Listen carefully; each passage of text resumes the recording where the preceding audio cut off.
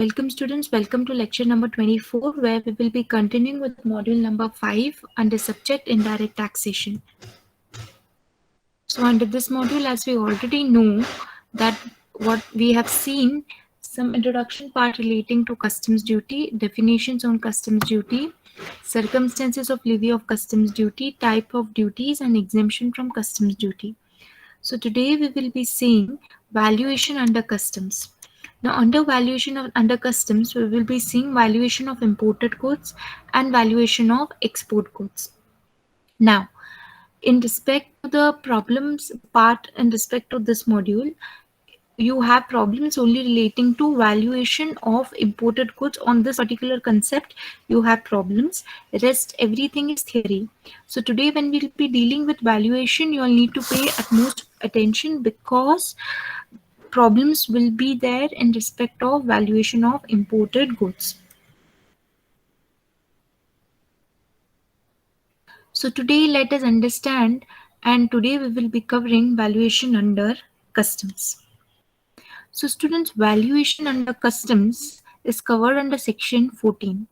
So valuation under customs can be either valuation of imported goods as well as exported goods, correct? Now, when we talk about valuation under section 14 subsection 1, they say that the value on which you have to charge the customs duty is going to be your transaction value. Same as we seen in GST, that the value under GST on which GST should be applicable is their transaction value. Transaction value in respect of which goods? All other goods. Now when I say all other goods, which goods are not to be covered under the transaction value? So in respect of goods relating to crude palm oil, crude palmolene, crude soybean oil, brass scrap and poppy seeds, in respect of these 5 products, the value on which custom duty is going to be charged is not going to be your transaction value, it is going to be your tariff value. So just remember, valuation under customs is going to be your transaction value or tariff value depending on the goods that you're importing or exporting. So if it is these 5 products, you're going to charge the customs duty on the tariff value, and if it is other than these products, you're going to charge the duty on the transaction value. So by default, it is nothing. In general, when we say on what value is the custom duty going to be applied, imposed, levied, is your transaction value. Now let us understand what is the meaning of this transaction value and tariff value. So transaction value is nothing but the value shall be the price paid or payable for the goods at the place of import, first place of arrival into India, or export, that is first place where the goods are exported, where parties are not related and price is the sole consideration. So students, when are you going to apply this value, that is a value on which you're going to charge customs duty, is going to be a transaction value only when the parties are not related. We will see related, who are related, we already know, we have seen in GST, but again we'll cover the definition and the valuation rules. And the price is not the sole consideration. So if these two parameters are being fulfilled or these two conditions are fulfilled, then only the value on which you're going to charge customs duty is going to be your transaction value. Now, transaction value is nothing but the price actually paid or payable on the sale of goods. So there are 2 places, students. Now in case of customs, there can be a place of importation or they can be a place of exportation. Okay, now in case of export, the first place where the goods are exported, so what is the price actually paid or payable? And in case of import, the first place of arrival into India is your import. So what is the price actually paid payable when the goods are reaching India? So that is your transaction value. And once you know what is your transaction value, okay, you have to then you will be able to know what is the value on which you have to charge the customs duty. Next you have is tariff value. Tariff value, this value has to be applied only on 5 products. Okay, now this value will be ascertained, determined, fixed by the central government. You cannot make any changes in that value. So tariff value is assessable value which is fixed by the central government. You need not self-assess the value. So again, I'm repeating, valuation under customs, you have two types of values, transaction value and tariff value. Transaction value is the price actually paid or payable on the sale of the goods, okay, either at the place of importation or place of exportation. And tariff value is the value that is fixed by the central government. Now let us move ahead. Assessable value. Now, how do you calculate the assessable value? Now, in case of imports, as we already know, first let us see the import part. Assessable value is the value finally on which you have to charge the customs duty. So we know that when we import, the total price is nothing but the transaction value. Now, what is transaction value? As we have seen, it is the price actually paid or payable plus prescribed additions. If you remember, this is flowing in the same pattern as we have seen while calculating the assessable value or taxable value in case of GST. So we had transaction value, we had certain additions, we had certain deletions, if you remember, while calculating the assessable or taxable value under GST. Similarly, under customs also, in case of import, the assessable value will be the transaction value plus certain additions. Now, what are those additions? They are defined under rule number 10, but just for example, it is like the transport, insurance, handling, brokerage, packing, royalty, goods supplied, etc. So value, apart from the amount that is paid on the sale of the goods, okay, all the other ancillary expenses like transportation, insurance, handling, brokerage, all these also has to be added to the transaction value. Then you get the actual price, that is the assessable value on which customs duty needs to be imposed. Next, in case of exports, the assessable value is nothing but the price at the place of export. So suppose if we are exporting from India, so till the place of export is the India, till all the expenses till the custom port. See, to export anything outside India, either by air or either by sea, you need to bring the goods up to the place of export, that is from where they have to depart, the goods have to depart.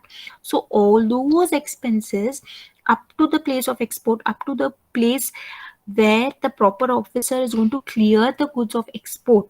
It can be insurance, it can be transportation, it can be the price of the list price of the goods, brokerage, handling, loading, unloading charges up to the custom port. Whatever expenses are there, that is going to be the assessable value in case of export. So now today we'll just be seeing in respect of import how to calculate the assessable value. So, this valuation of imported goods is covered under certain rules. So, from rule number 1 to rule number 13, you have different methods, as we have already seen even in GST.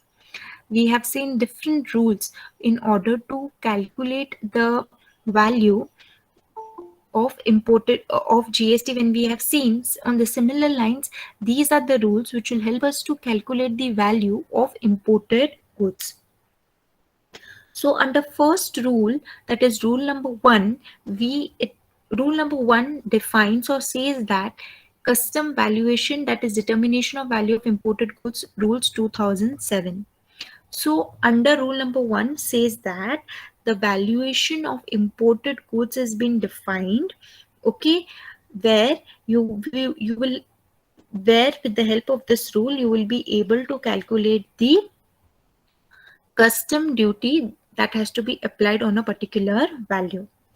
In rule number 2, you have certain definitions. Now, what are that certain definitions is? those definitions which we will be covering in the succeeding rules. Like, for example, what is a deductive value? What is the definition of a deductive value or residual value? Or what is the meaning of transaction value? What is the meaning of identical goods? What is the definition of similar goods? So, in this definition that is covered in rule number 2, we will dealing with those definitions which we will be coming across in the succeeding rules.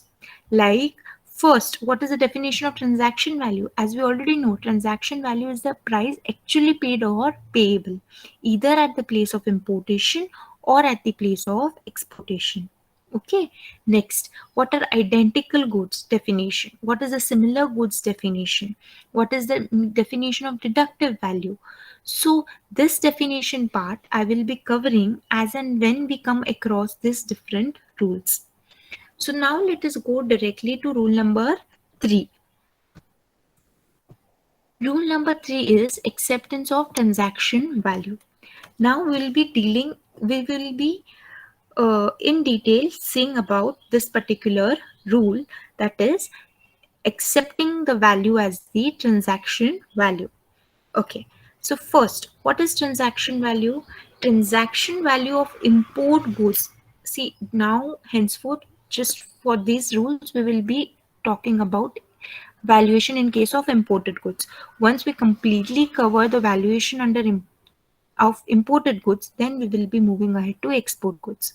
So now this is only in respect of imported goods. So transaction value of import goods will be the assessable value, which means the price actually paid or payable for the goods sold for export to India. Students, for export to India. What does this word means? This word means, suppose if I am importing the goods, I'm in India. If I am importing the goods from USA, then that means USA is exporting the goods and India is importing the goods. So when it means for export to India, means the country from which the goods are coming into India is exporting the goods, right? So price paid or payable for goods sold for export to India for delivery at the time and place of importation. Now, what is the place of importation? It will be India. Your place of exportation is going to be USA and place of importation is going to be India. Read with Rule 10. Now, I told you all Rule 10 has certain additions to be made in the transaction value, certain prescribed additions, that is maybe transportation, insurance, handling, loading, unloading charges, freight. All these additions we will be seeing in rule number 10. This method is applicable only when the importer satisfies the following conditions. See students, we are seeing only from the angle of importer and imported goods. So only when the buyer and seller are not related. Okay, and the sale price must be the sole consideration. So when do I say that the value is going to be the transaction value? It is when the price actually paid or payable when sold for export to India. This word is very important, students, for export to India.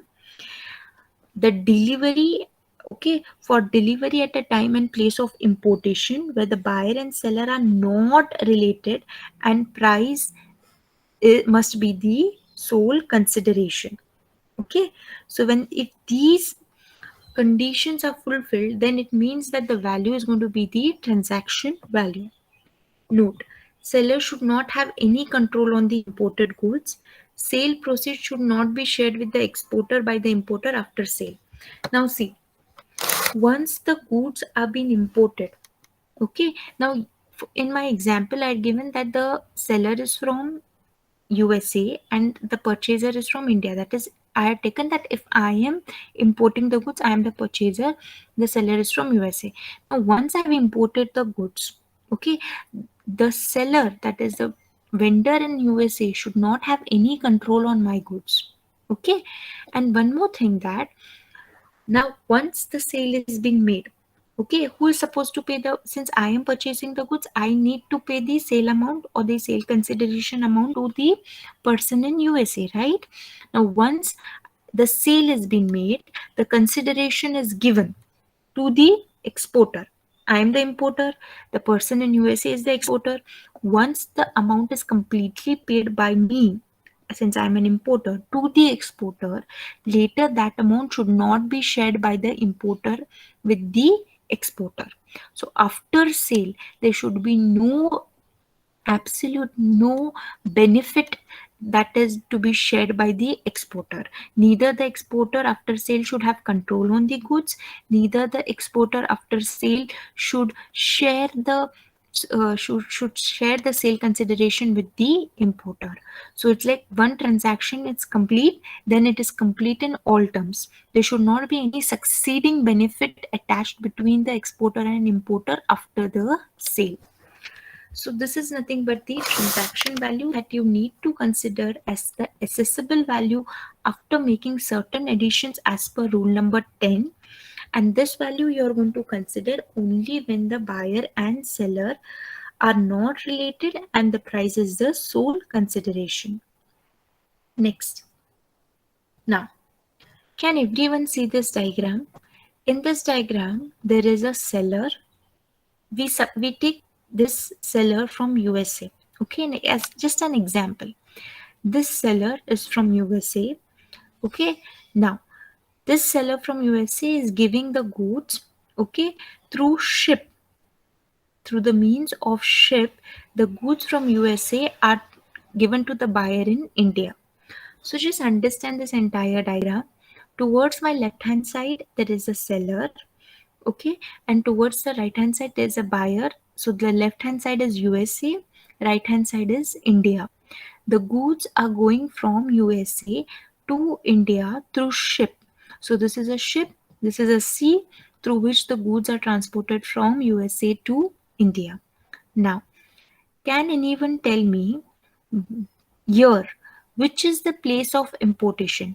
Is it is the place of importation, is it on the right hand side or left hand side? The students, where is the place of importation here?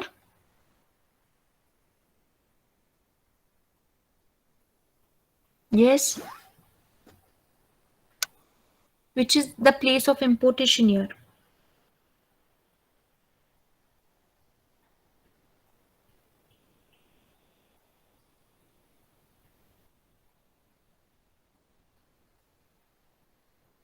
Yes, students.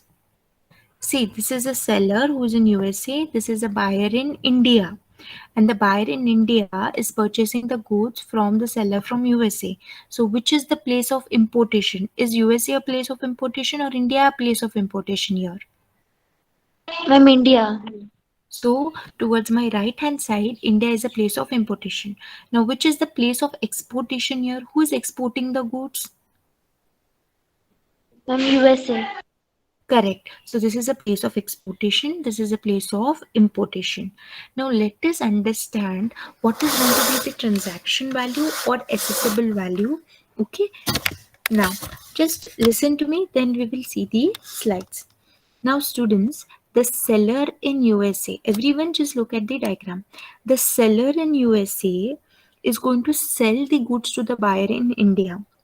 Now, the seller in USA, when he is either manufacturing the goods or producing the goods, okay, now he will be manufacturing the goods at certain cost.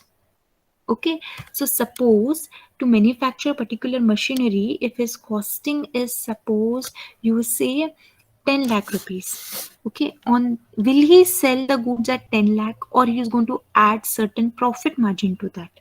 Obviously he will add certain profit margin to that.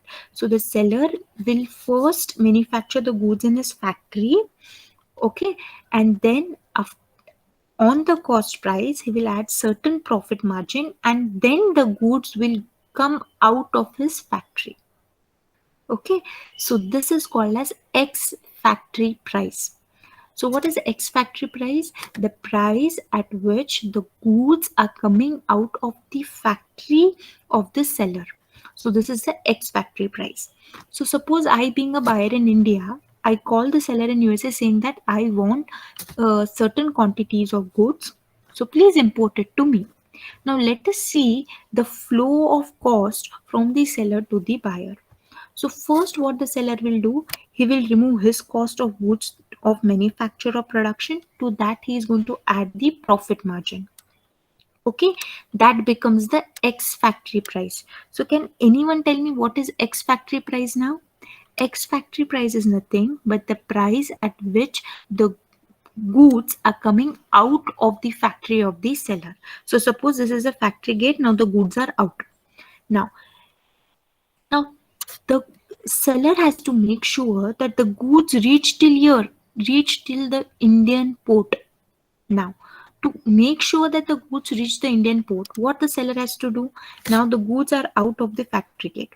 From the factory gate, the seller has to call a transportation person that please transport these goods from my factory gate to the custom port of USA.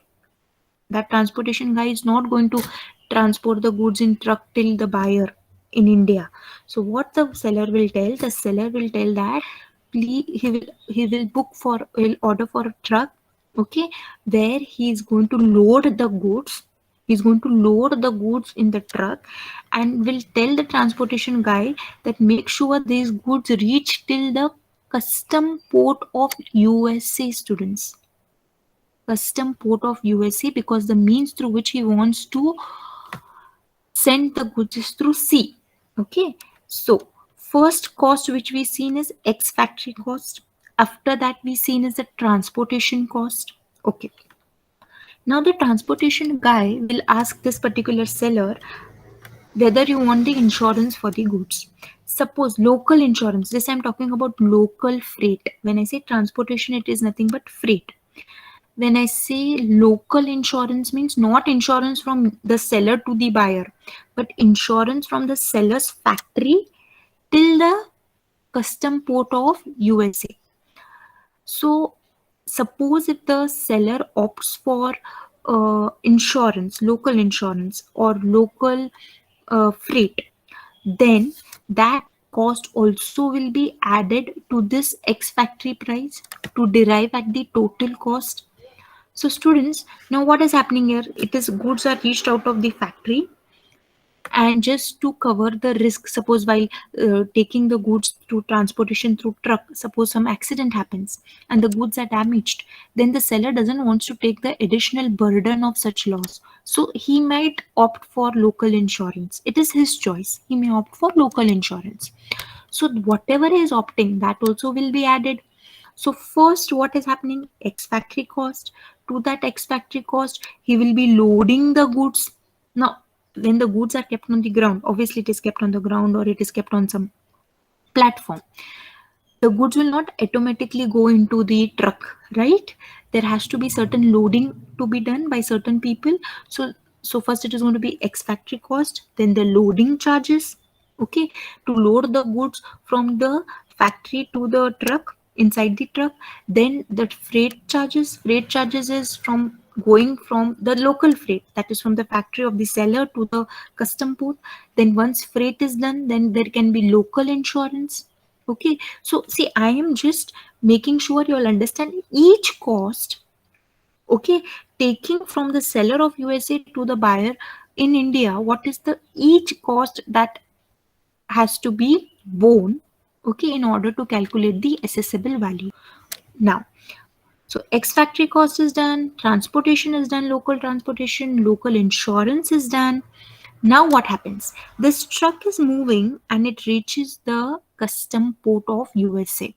Now, once it reaches the custom port of USA, what are the next charges?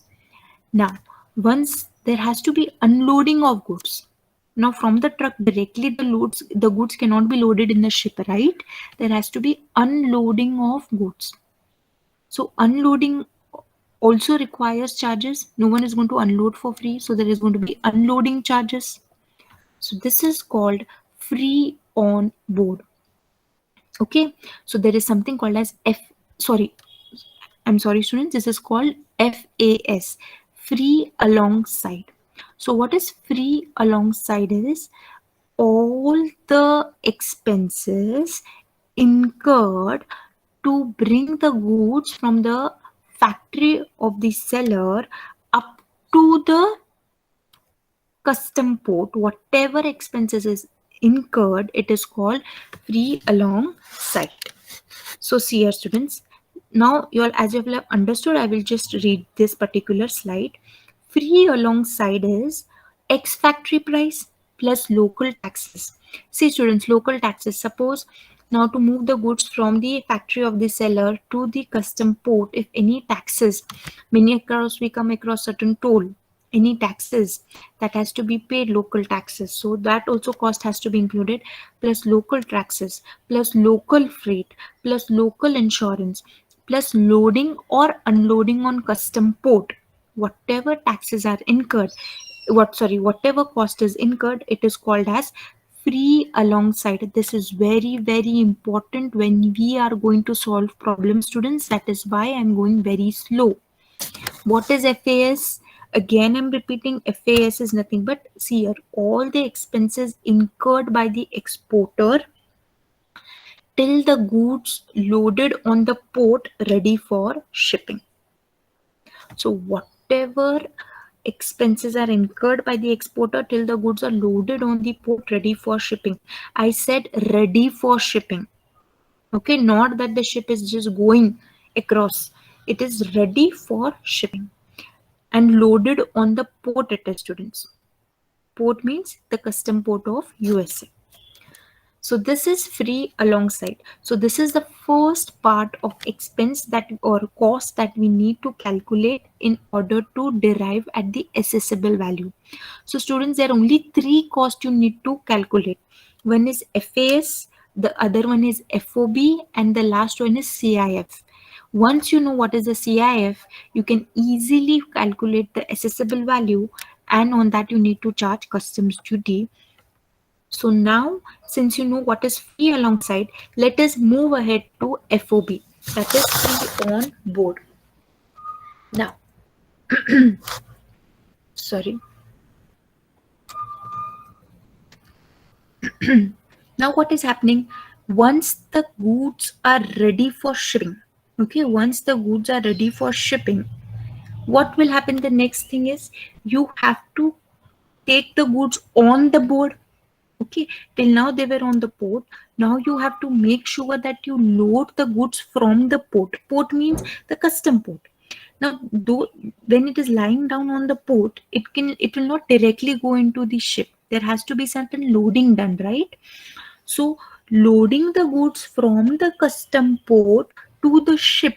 Ship is nothing but the means or vehicle through which the um, goods are going to be exported from USA to India. So second part is free on board cost. We are going to see free on board cost is the loading charges that will be incurred, okay, for loading the goods from the port to the ship. That is the loading charges. And suppose if USA is charging certain export duty, we do not know what are the export duty charged by USA, but suppose if in case USA is charging some export duty, obviously we know on the custom port there will be customs, import and export duty that exporter or importer needs to pay. So if there is any export duty to be paid by the seller for exportation from the country of USA, then export duty also will be added. So what is FOB? Can anyone tell me? It is free on board, which includes FAS plus loading charges. Now these loading charges is the loading from the port to the ship plus export duty, if any, that has to be paid for exporting the goods from USA to India. So students, see this. What is FOB? FOB is nothing but FAS. What is FAS? Free alongside, which I've already explained, plus the loading charges plus export duty. So it is responsibility on the seller to load the goods on ship. So till here, till FOB, we have seen all the cost, okay, that is to be incurred by the seller to make sure the goods are reaching the Indian port. Next is the CIF. So again, I'm repeating, to calculate the assessable value on which customs duty needs to be charged, you need to know only three costs. One is FAS, FOB. Now let us see the next cost, that is CIF. Now students, see, the goods have already been loaded in the ship. Now the ship has to move from the custom port of USA till the custom port of India. Now, what can be the cost that can be incurred from custom port of USA to custom port of India? Okay, there will be this transportation cost, that is freight, okay, and insurance. Insurance means, suppose if insurance is not taken, I'll just tell you what happens. Suppose the ship is going and suddenly the ship is being sunk into the water, okay, drowned into the water. What will happen? The goods that have been loaded into the ship will also drown, and it will be the loss to the seller. So the seller, in order to indemnify this loss, in order to cover this risk of transporting the goods from his country to the country of importation, what he will take an insurance, right? So insurance and freight means transportation cost. What transportation cost of transporting the goods from the custom port of USA to the custom port of India. So this particular cost also will be added to FOB. So in short, CIF is nothing but cost, insurance and freight. C stands for cost, and that cost is nothing but FOB cost, plus CI. I stands for insurance. In which insurance? I'm not talking about local insurance. I'm talking about insurance while the goods are shipped from USA to India, not the local insurance. The insurance on the way when the goods are moving from custom port of USA to the custom port of India. And next, I'm talking about freight. Again, I'm not talking about local freight. I'm talking about freight that is transporting the goods, those charges which the ship uh, agency will take to transport the goods from the custom port of USA to the custom port of India. So again, I'm repeating, CIF is nothing but cost. This cost stands for FOB cost plus insurance and plus freight. So CIF is nothing but FOB. This is stands for cost, and this cost is nothing but FOB cost. So FOB plus freight plus insurance. So responsibility of the seller to make sure the goods reach the Indian custom port. So now the goods reach the Indian custom port. This is Indian custom port, students. The goods are now reached the Indian custom port. So in order to calculate assessable value, these three costs are very, very important. Which are these three costs? FAS. What is FAS? Ex-factory price plus local insurance, local freight, local taxes till the goods are reaching the custom port. Then what is FOB? FOB is FAS plus loading charges plus export duty. Make sure the goods are ready to move, or ready for shipment. Okay, and CIF is nothing but FOB plus freight and plus insurance. So these three costs are very, very important to calculate the assessable value. So now when we come to know what is assessable value of imported goods, it is nothing but free on board, that is CIF. But in order to calculate the CIF, we need FOB. In order to calculate this FOB, we require FAS. Therefore, we have to start our calculation with FAS in order to arrive at CIF. So, in short, assessable value of imported goods is nothing but your CIF, which is nothing but free on board plus insurance plus your freight. So this way we are going to calculate the assessable value of imported goods, okay, on which custom duty is going to be levied. So students, is this calculation clear to everyone? Yes, students? Yes, ma'am. Okay. Now I have shown you all in the form of a diagram, right? Now same thing I will show you in the form in which you have to solve in your examination, that is a tabular form. So students, this is a tabular form in which you'll have to solve in the examination. Now, first it starts with value of material, that is at X factory price. that is price at which the manufacturer produces goods plus his profit margin. So this is the ex factory price which we have seen in a diagram here. Next, to that you're going to add the freight carriage insurance up to the port of shipment in the exporter's country. So this is local freight carriage insurance which I have already explained. Now, charges for loading on to the ship at the shipping port in the exporter's country. Okay, when you add all this, you get free on board. So directly they either you can after these 2 points you can write it as FAS, then add the loading charges and let it be FOB, or directly you can add up everything, it comes to FOB. Okay, if export duty is levied by the exporter's country, you can add export duty, otherwise ignore it. You get FOB. Next is if certain expenses are not included above, you need to add it as per rule 10 sub rule 1. Now rule 10 students separately I will be teaching your rule 10. Still we are in rule 3.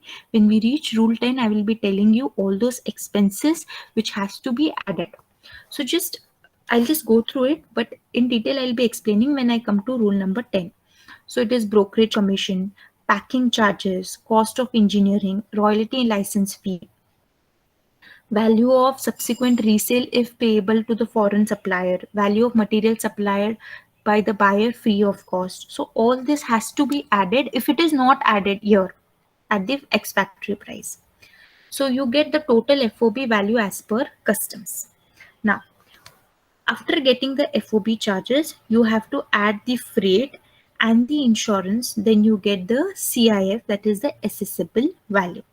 Now, what is this 20% of FOB or 1.125% of FOB? I'll just explain you in the succeeding slide. So till here, we have understood that how to calculate CIF. Okay. Now, freight charges. How do we calculate freight charges, students? First of all, freight, if air freight is given, okay, first of all you have to see that if the transportation is happening through air, when I say air means through the plane, goods can be either transported through sea or through air, correct? Now, if air freight is given, yes, if it is given, then you have to take the actual air freight or 20% on FOB, whichever is less has to be adopted. See students, freight charges you need to add. When you will add freight charges, CIF is nothing but cost, FOB plus freight plus insurance. So what is the freight charges you're going to add? First, you're going to identify the means through which the goods are transported.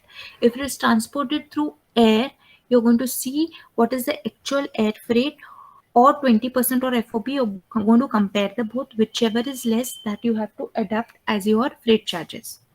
Suppose if air freight is not given, okay, it is not through air, means the freight means the transportation of goods is not happening through air, it is happening through sea. Sea means through ship. If the sea freight is given, yes, it is given, then actual sea freight only should be adopted. If suppose the freight is not given in the exam, in the problem, suppose sea freight value is not given, then you have to take the value as 20% on FOB as the value and then calculate the CIF. So this is only for the purpose of CIF, students. So again I repeat, for CIF, what is the freight that you need to take? If first you need to identify it is air freight or sea freight. Suppose if it is sea freight, then if the sea freight amount is given in the problem, take the actual sea freight that is given in the problem. If it is not given, take 20% on FOB as your sea freight. Suppose air freight is given, then you need to compare the actual air freight charges and 20% on FOB. Whichever is less, you have to adopt that as your freight charges. That is what is given here. If you all can see, your cost of freight, if not specified, you have to take 20% of FOB value as per customs rule 10 sub rule 2. So again I'm telling rule 10 we will be dealing in detail, but as of now I have just explained what is this 20% of FOB. Next, similarly to insurance also, if insurance charges are given in the problem, yes, if it is given, then you have to take the actual insurance charges, whatever is given in the problem, that you have to add to FOB in order to get CIF. If the insurance charges is not given in the problem, then what are the charges you're going to take? You're going to take 1.125% on FOB. That is going to be your insurance charges, and that charges you're going to add to the FOB in order to get your CIF. So that is the reason in this tabular format, if you can see, insurance if not specified, then you're going to take at the rate of 1.125% of FOB as per the customs rule 10 subrule 2. So I just wanted to explain what is this 20% and 1.125%. So insurance, very simple. Just see if it is given in the problem, take those charges itself as the insurance charges. If it is not given, take 1.125% as on FOB as your insurance charges. So in this way, we have seen what is FAS, that is free alongside, what is FOB, that is free on board, and what is CIF. So thank you so much, students. We are done for the session for today.